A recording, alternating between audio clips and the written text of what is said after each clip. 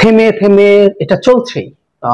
প্রথম কয়েক সপ্তাহ খুব ইন্টেন্সিভলি ছিল, প্রচুর অসন্তোষ দেখা গেছে, পুলিশকে অ্যাকশনে যেতে হয়েছে, বল প্রয়োগ করতে হয়েছে।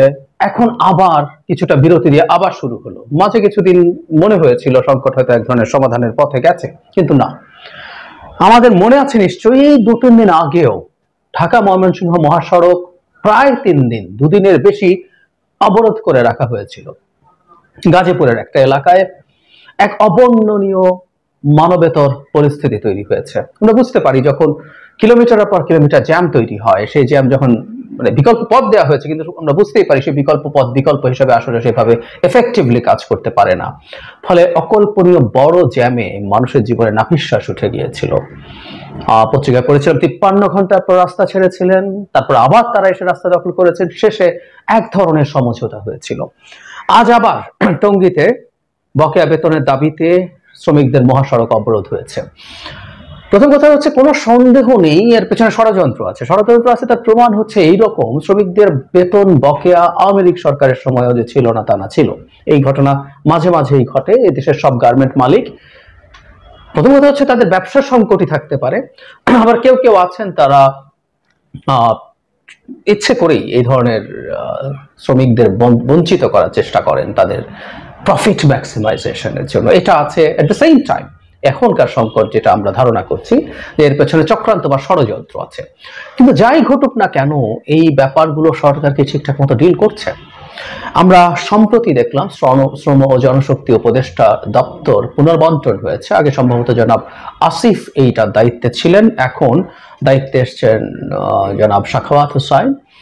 তিনি তার অন্য একটা মন্ত্রণালয় ছেড়ে দিয়ে এটা আনা হয়েছে। আমরা ধারণা করি যে সরকার তাকে একটা এই জায়গায় বেটার পারফর্ম করবেন, কারণ এটা খুবই সংকটের জায়গা এবং সরকারের জন্য এই মুহূর্তে খুবই ইম্পর্টেন্ট একটা মন্ত্রণালয়। তিনি অন্য মন্ত্রণালয়গুলো ভালো চালাচ্ছিলেন, এখানে এসে আমরা আশা করব তিনি এই সমস্যাগুলো সমাধান করতে পারবেন। তিনি সম্প্রতি নেওয়া দায়িত্বে আসার পরই একটা মিটিং করেছেন এবং সেখানে অনেকগুলো পদক্ষেপের কথা জানিয়েছেন এবং একটা ইন্টারেস্টিং জিনিস বলেছেন যে প্রশাসক বসানোর মতো সিদ্ধান্ত তারা নেবেন যে কারখানাগুলোতে সমস্যা পাবেন। আমি ধারণা করি এটা একটা গুরুত্বপূর্ণ পদক্ষেপ, এটা ওইখানে সমস্যার সমাধানে কাজ করবে।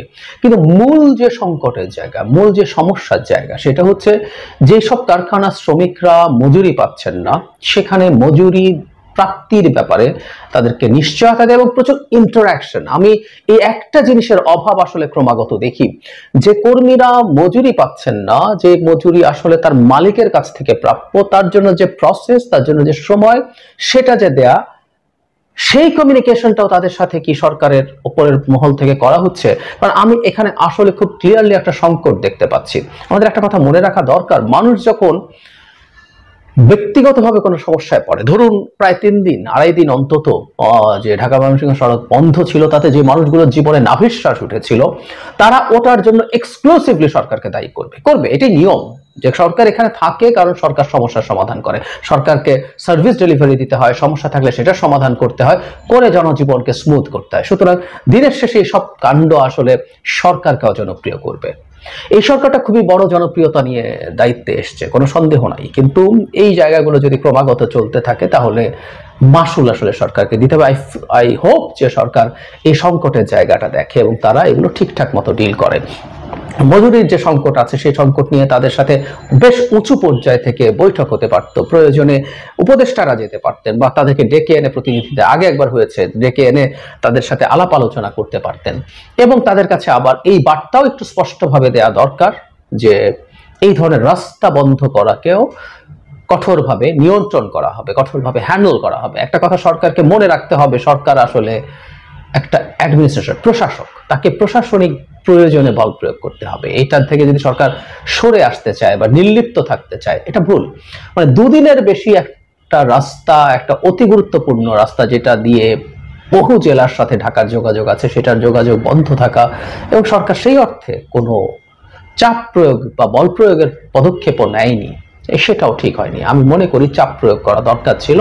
অনেকের কাছে খুবই ভুল মনে হবে যে গার্মেন্ট কর্মীদের উপরে কেন করা হবে, গরিব মানুষ, তারা বেতন পান না। আমি একমত, আমি তাদের প্রতি সমব্যথী আছি, কিন্তু একটা ওজন দেওয়ার ব্যাপার থাকে। দিনের শেষে সরকার যখন কোনো পদক্ষেপ নেয় তারা এখানে থাকা জনিত কারণে তাদের সমস্যার সমাধান তো সময় লাগে, যে মালিক যদি টাকা না দিয়ে থাকেন এবং গার্মেন্ট কর্মীরা যদি সেক্ষেত্রে একেবারে অবুঝ হয়ে থাকেন, তাহলে অন্তত সীমার মধ্যে কিছু চাপ প্রয়োগ করা সরকারের জায়গা থেকে দরকারও ছিল, কিন্তু তারা এগুলো ঠিকঠাক মতো করছেন বলে আমাদের কাছে মনে হয় না। এখন কেউ বলবেন যে আগে একবার যখন এটা করেছেন অনেকে সমালোচনা করেছেন, না, সরকারের সমালোচনা তো হবেই। আসলে সরকার যদি কাজ করতে চায়, সরকারকে অনেক অপ্রিয় সিদ্ধান্ত নিতে হবে যেটা অনেক মানুষকে সমস্যায় ফেলবে।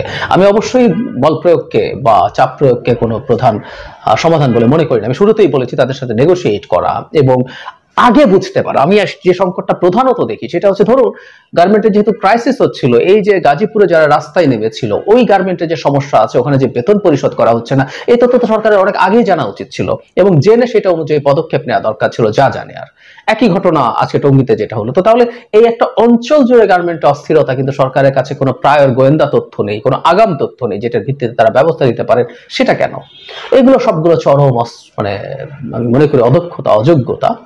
সরকারের উচিত বেরিয়ে আসে এবং একজন নতুন উপদেষ্টা এসছেন, তার দক্ষতার উপরে, তার বিচার বিবেচনার উপরে, তার ম্যানেজারিয়াল স্কিলের উপরে আমি আস্থা রাখি। আমি আশা করি তিনি এই জায়গাটায় গুরুত্বপূর্ণ কাজ করতে পারবেন। সরকারকে মনে রাখতে হবে সরকারের যে কয়েকটা জায়গা থেকে বিপদ তৈরি হতে পারে। মানে আমরা এখন তো শুধু আমাদের কর্মীদের, এই দেশের নাগরিক তারা, তাদের অধিকার নিশ্চিত করাই শুধু না, এই সরকারের স্টেবিলিটির উপরে